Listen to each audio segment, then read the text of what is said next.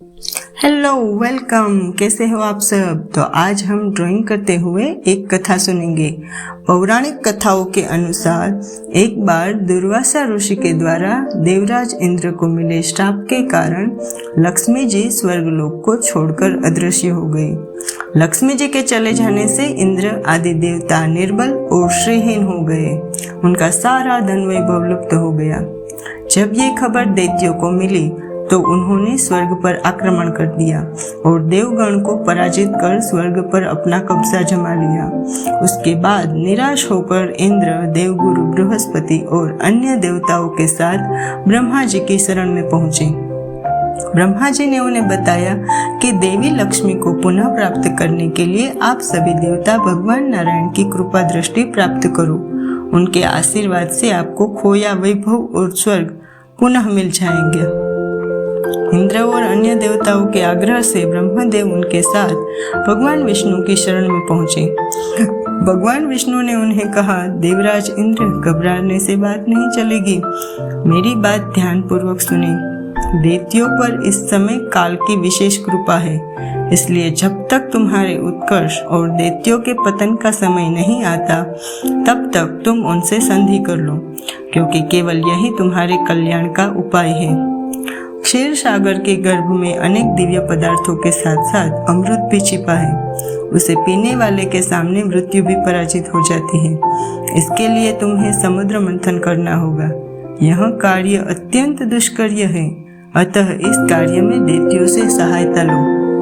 कूटनीति भी यही कहती है कि आवश्यकता पड़ने पर शत्रुओं को भी मित्र बना लेना चाहिए। तत्पश्चात अमृत पीकर तुम अमर हो जाओ, तब दुष्ट दैत्य भी तुम्हारा अहित नहीं कर पाएंगे। वे जो भी शर्त रखे उसे तुम स्वीकार कर लेना। यह बात याद रखो कि शांति से सभी कार्य बन जाते हैं, विरोध करने से कुछ नहीं होता। देवराज इंद्र, तुम दैत्यों के राजा बलि के पास जाओ और समुद्र मंथन का प्रस्ताव रखो। भगवान विष्णु के परामर्श के अनुसार देवराज इंद्र दैत्यराज बलि के पास प्रस्ताव लेकर गए।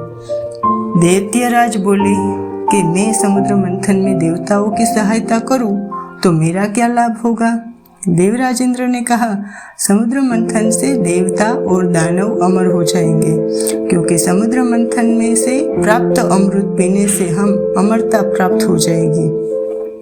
दैत्यराज बोला, यदि ऐसा है तो मैं समुद्र मंथन के लिए तैयार हूँ।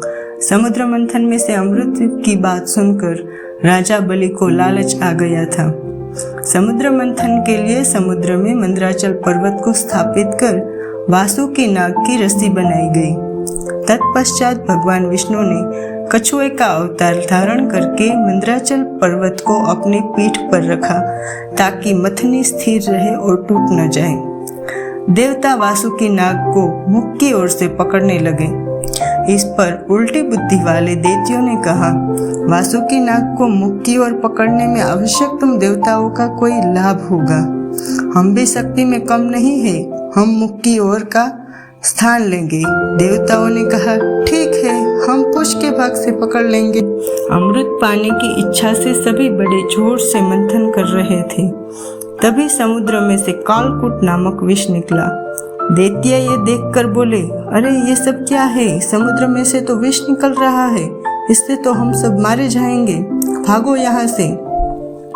तब देवराज इंद्र बोले, हमें भोलेनाथ की शरण में जाना चाहिए, अब वहीं इस परेशानी का हल बता सकते हैं। ब्रह्मदेव भोलेनाथ के पास गए और कहा, महादेव, समुद्र मंथन में से विष बह रहा है, जो सारी पृथ्वी पर संकट फैला रहा है। प्रभु कुछ कीजिए। भोले बाबा ने कहा, आप सभी को परेशान होने की आवश्यकता नहीं है। मैं इस विष का पान करूंगा और इसे अपने कंठ में रोक लूंगा। सभी देवताओं की प्रार्थना पर महादेव समुद्र मंथन से निकले विष को अपनी हथेली पर रखकर पी गए, किंतु उसे कंठ से नीचे नहीं जाने दिया। विष के प्रभाव से शिव का कंठ नीला पड़ गया, इसलिए महादेव जी को नीलकंठ भी कहते हैं। फिर से समुद्र मंथन प्रारंभ हुआ और इस बार कामधेनु गाय निकली, जिसे ऋषियों ने रख लिया। फिर घोड़ा निकला जिसे दैत्यराज बलि ने रखा। उसके बाद ऐरावत हाथी निकला जिसे देवराज इंद्र ने रख लिया। ऐरावत के बाद कुष्ठमणि समुद्र में से निकली, उसे विष्णु भगवान ने रख लिया। फिर लक्ष्मी जी निकले, लक्ष्मी जी ने स्वयं ही भगवान विष्णु को वर लिया। और अंत में धन्वंतरी देव अमृत का घड़ा लेकर प्रकट हुए।